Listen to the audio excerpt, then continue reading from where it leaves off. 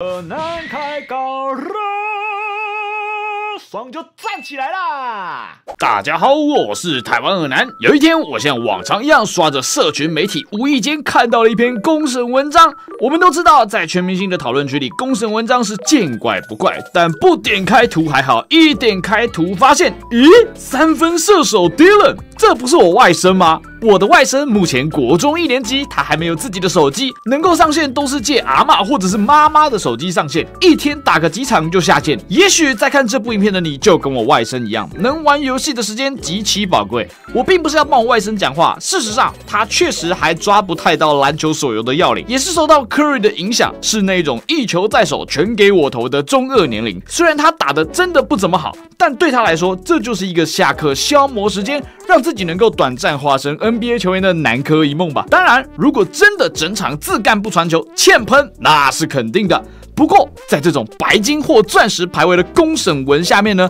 就有着这么一种人，特别有优越感。他们认为这个游戏不是大家都应该上超巨了吗？有些人只是很兴奋的分享了自己单排上传奇，或者是寂寞打上超巨的心得。这些人就好像不说点什么好话就不爽一样，肯定要来酸个1、2句。事实上，这个游戏排位在黄金、白金、钻石的玩家，甚至是这辈子第一次上传奇巨星的人，大有人在。确实，这些人掌握不到游戏的要领，但这并不代表你可以用自己玩这款游戏的优越感来践踏他人。也许你真的很高端，真的每天很闲，能够一天打个20几场，叠场数叠到100星。但不要忘了，高端和低端是比较出来的，没有这些低端玩家，怎么会有高端玩家？要讲高端，你什么时候看过真正高端的熊哥上讨论区酸新手了啊？回答我！再来，有些人特别喜欢用功勋来问候别人，全服100强真的没有很屌啦。这个游戏把星星变得非常容易取得，输太多给你电脑拿星星，还能用打电脑场来洗角色的功勋。不要以为你拿出全服100强，或是自己几百星，讲话就可以比较大声，那不过就只代表你时间比较多，游手好闲。可以整天叠场数，拿星星看功勋而已啊！开口闭口都是我200星，我300星，你们通通都比我烂，这种逻辑，你要来比，那我可以跟你说，老子我泡奶哄女人的技能打烂你10条街啊！能这样比吗？啊，知不知道什么叫做异化？什么叫做具体化？每个人本来擅长的东西就都不一样，没有人说玩这款游戏就一定要很强吧？努力达到自己能力所及的排位，难道不也是一种享受游戏的方式吗？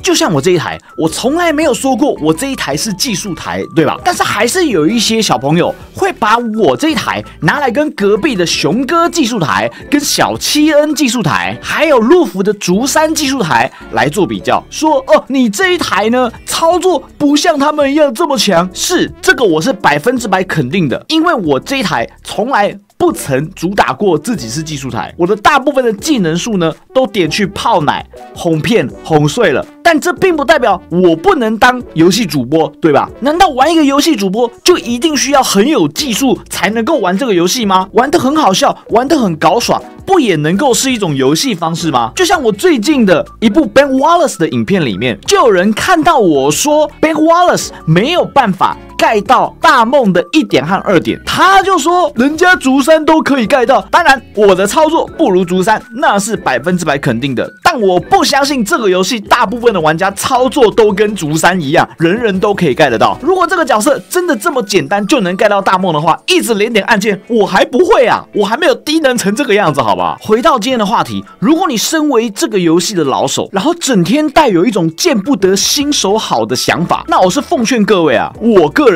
是过来人竞技游戏最痛苦的不是你遇到雷队友，最痛苦的是你连游戏都没办法玩看看隔壁红现在的巅峰赛你就知道了，排个10分钟也没办法开始游戏，只能说相当的可悲。当然也不是说输球就不能生气，但绝对有比上讨论区公审更好的办法。现在上讨论区公审就好像是以前小时候我玩魔力宝贝交易被骗钱了，就用世界喇叭喊通气一样，根本就没屌用。像我个人现在，只要是遇到故意来抽的队友，当然还是要世界屏靠背一下之外，没有什么事情是靠1发解决不了的。如果有，那就是2发。但是你说我都2发了，还是没有消气，那要怎么办呢？我们在港香红，那就还得靠我们的红犀牛爸爸为各位带来的初恋之星女篮巨星石川绫名气，里面还随附石川绫本人的签名小卡1张。闻了一下，仿佛就能够闻到石川绫本人香香的味道啊。Plan Bionic 的最新技术，本体内部构造以初恋第一次紧实感和拟人感为设计，通到底部的肉锥设计，直接让你进入零的领域，原地升天，让你弟感受被Kawhi Leonard加上 LeBron James 死亡缠绕的感觉。但是每次在用完名器之后，最烦恼的肯定是清洁问题，毕竟才刚射出一记 buzzer beater， 还要做场地整理，这个时候就要用专门的清洁工具——天王星清洁慕斯，加上硅藻土吸湿棒，搭配红犀牛特制塑料袋，超方便清洁的同时，还可以延长保存寿命。现在只要输入我的折扣码 TD300， 初恋之金就可以现折300，还不赶快手刀买起来！这个让你输球瞬间消气的神器，让你每次打球都期待输球后那个生气的感觉哦。好，言归正传，为什么我会想要发这部影片的原因，是因为我自己经历了这一次的米宝杯，虽然只是作为客串导师，但在参与活动的过程中，也算是让我跨出了自己的交友小圈圈，认识到了形形色色的玩家。传奇巨星队的人，3个人年龄都跟我差不多，工作忙碌一整天，回到家就3个人揪团打个4到5场就下线。钻石组3个人是同事，是需要长时间工作的职业，其中一个在团练的时候还在当班中被主管查班，结果被迫挂机。这些人每天光能拿出一点时间玩游戏就已经是极限了，结果上去比赛的时候还要被聊天室的酸民靠北说菜。亲爱的，不是每个人都有闲情逸致整天深入探索这款游戏耶。然后还有一个特别奇妙的现象，白金组的冠军直接把传奇组按在地上摩擦。一开始想说这些人该不会是万中选一的练武奇才，一看到队名老熟了这几个，不是你们干嘛这么诚实啊？至少把队名也换一下嘛。但认真说，这样卡着一个白金组冠军的位置，让真正实力在白金的玩家直接丧失一个白金组冠军的机会，我觉得这算是米宝的锅。毕竟人家的队名都这么诚实了，当然背后的原因可能是会不会白金组的人其实没有人参赛，或者是弃赛，结果这几个人呢是被官方拉来替补参赛的，也说不定啦。这只是我个人的猜测啦。最后在此我也要和某些场次的我的队友道歉，